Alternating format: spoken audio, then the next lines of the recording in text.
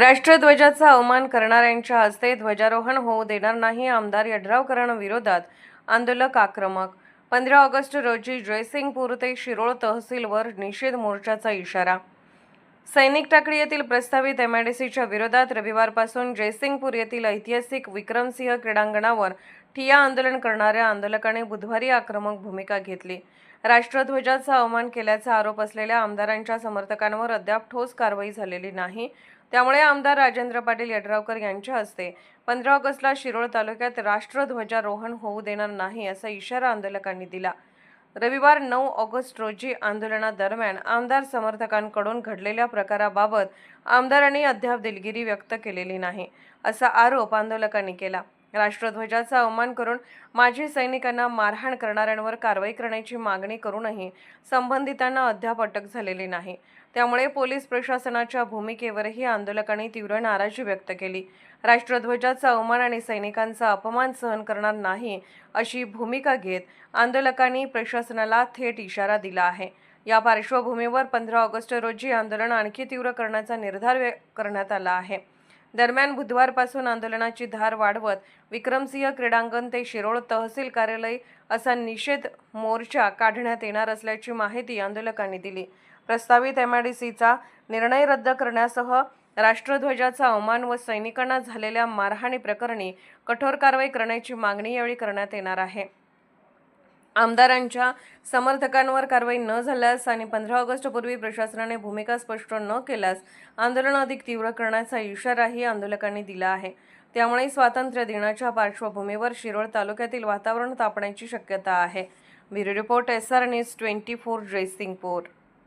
प्रस्तावित एमआयडीसी बद्दल आम्ही 2023 पासून त्या ठिकाणी आमच्या माजी सैनिकांच्या मागण्या असतील, पूरग्रस्त नागरिकांच्या मागण्यासंदर्भात त्या एमआयडीसीला आम्ही विरोध करतोय. पण स्थानिक आमदार राजेंद्र पाटील यड्रावकर हे त्या ठिकाणी मी एमआयडीसी करणारच असं त्यांचा अट्टास आहे आणि या संदर्भात आम्ही गेली 2 महिने आंदोलन करतोय. मागच्या वेळी सुद्धा आता काल परवा दिवशी आम्ही त्या ठिकाणी पायी चालत त्यांच्या कार्यालयावर ते विचारण्यासाठी आम्ही चाललो होतो की बाबा जनमत विरोधात असताना तुम्ही काय आमच्यावर एमआयडीसी लागताय. तर त्यावेळी आमच्या माजी सैनिकांना असते मारहाण झाली, त्या ठिकाणी शेतकऱ्यांना मारहाण झाली, राष्ट्रध्वजाचा अवमान झाला. त्या सगळ्या गोष्टीचं तिने आजपर्यंत माफी किंवा प्रायश्चित घेतलेलं नाही की बाबा माझ्याकडून ती उल्लडबाजी झाली असेल किंवा प्रशासनानं सुद्धा त्या ठिकाणी त्यांच्यावर कडक गुन्हे घालायला पाहिजे होते. पण यड्रावकर साहेबांना त्या ठिकाणी आरोपी केलेलं नाही, कलम सुद्धा शिथिल घातलेले, अजून त्यांना अटक झालेली नाही त्या आरोपींना सुद्धा. आणि आम्ही जी एमआयडीसीची प्रक्रिया म्हणतोय की बाबा त्याच्यामध्ये वरिष्ठ स्तरावर किंवा मंत्रालय स्तरावर बैठक लागली पाहिजे, ते सुद्धा मागणं गेली 2 महिने आम्ही घेऊन मागतोय की एक बैठक घ्या, काय प्रक्रिया चुकीची आहे आणि बरोबर आहे तिथं ठरल. पण ती सुद्धा प्रक्रिया किंवा त्याबद्दल बैठक लावायला यांच्यामध्ये धाडस नाही त्या ठिकाणी की बाबा जर त्यांच्यामध्ये धाडस असतं की ती बैठक घेऊन बस दूध का दूध पाणी का पाणी झालं असतं की बाबा चुकीची प्रक्रिया आहे तर ती चुकीची रद्द करा आणि ती बरोबर असेल तर चला आम्ही मानतो. पण एक बैठक लावायचं धाडस गेली 2 महिन्यापासून होत नाही, 3 आंदोलनं झाली. मग एवढं असताना आम्ही आता या ठिकाणी हे आंदोलन गेली 3 दिवस झालं बसलोय, प्रशासनानं कुठलीही दखल घेतली. त्यामुळे आम्ही 15 ऑगस्ट रोजी आमच्या सगळ्या माजी सैनिक असतील, पूरग्रस्त नागरिक असतील, सगळ्या समविचारी संघटना पक्ष यांच्यासह आम्ही इथून तहसील कार्यालयावर जाणार आणि आमच्या गावकरी जे सगळे असतील ते पण तहसील कार्यालयावर येणार. आमचं म्हणणं आहे की ज्यांनी राष्ट्रध्वजाचा अपमान केला आहे त्या आमदारांनी आमच्या तालुक्यामध्ये कुठेही राष्ट्रध्वज आम्ही त्यांना करून देणार नाही.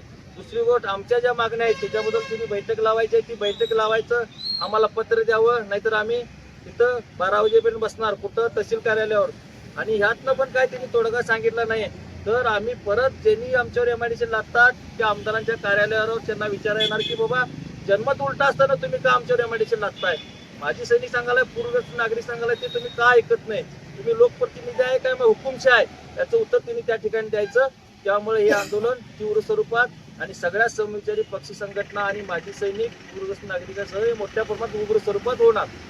भारत माता की जय, भारत माता की जय. एमआयडीसी रद्द झालीच पाहिजे, एमआयडीसी रद्द झालीच पाहिजे.